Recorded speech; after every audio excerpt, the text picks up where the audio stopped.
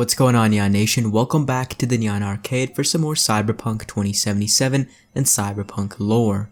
Today we're learning about the origins of the term Rockerboy, the whole movement behind being a rocker, Johnny Silverhand, Carrie Uridine, and Samurai, as well as some of the rebellious tunes filling the streets of Night City in the time period of the source material of Cyberpunk 2020. The information in this video comes from the home of the Brave sourcebook. The rocker movement of the 2020s was a period of time where civil disobedience, violent revolution, and freedom of speech was brought about by the artistic integrity of what we now know as rocker boys and girls. This period of time showcased rockers' achievements in combating malicious and insidious governments and awakening the general population to their vile habits and their propensity to hide the dark truths.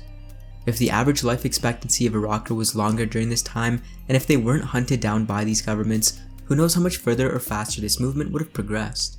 The term Rockerboy, who is any artist using their music or artistry to fight authority, was first brought about by James Rockerboy Manson, who's often considered the definitive rocker, as his death in 1997 defined the term for those who came after.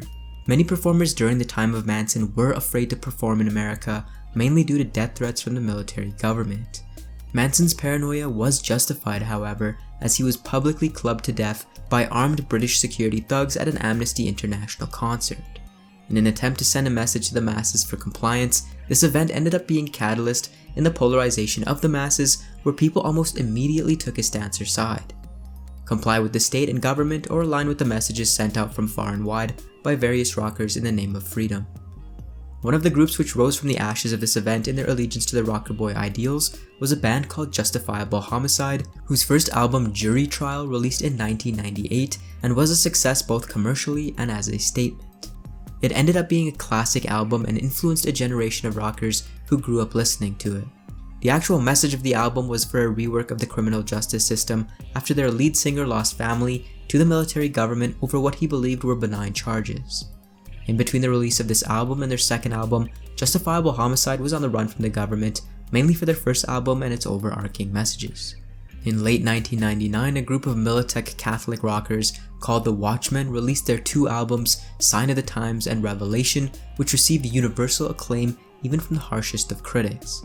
In a similar pattern, however, in April of 2000, all members of the band were arrested and detained for a multitude of crimes against the government and incarcerated for 13 years. Beginning with the trial of the Watchmen, the military government came to the conclusion that to protect their self-interests, volatile rockers' careers should have abrupt ends if they tip the scales and step out of line too far. When the civilian government was largely re-established by 2008, the music scene exploded with now infamous rocker boys, including Johnny Silverhand and Carrie Uridine, leading the charge with the band Samurai. Starting in 2006, Samurai released 6 albums, with 3 being studio work and the other 3 being concert and jam sessions optioned by their label Universal. In 2008, Samurai broke up, but this was not the end for Silverhand and Uridine, who both had massive solo careers. Silverhand would become the new definition of the stereotypical rocker boy, and as rocker boys became more aware of the dangers they did face, the new generation ended up being less susceptible to short-lived careers.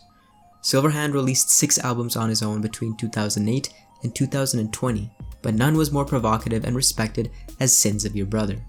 A botched blackmail attempt led Silverhand to drive into the real causes of prior wars, exposing the USMC for their lies and their experimental cybernetics and cyborg programs.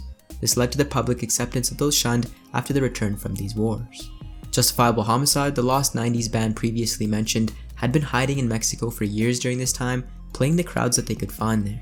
Mexico City was being rebuilt by American nomads, so the band immediately had many of them as their following. They started to fizzle out around 2011 before a significant encounter changed this trajectory.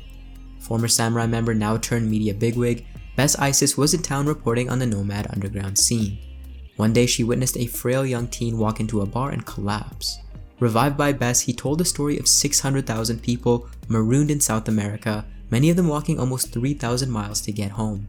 Bess jumped on the story, for which she was subsequently nominated for a Pulitzer. Justifiable Homicide found out about this atrocity and stole 6 truckloads of perishables and went to meet anyone embarking on this long walk. The band and Bess joined some of these nomads along the way, and many of these stories were mentioned in Justifiable Homicide's second major release, which was released in January of 2012.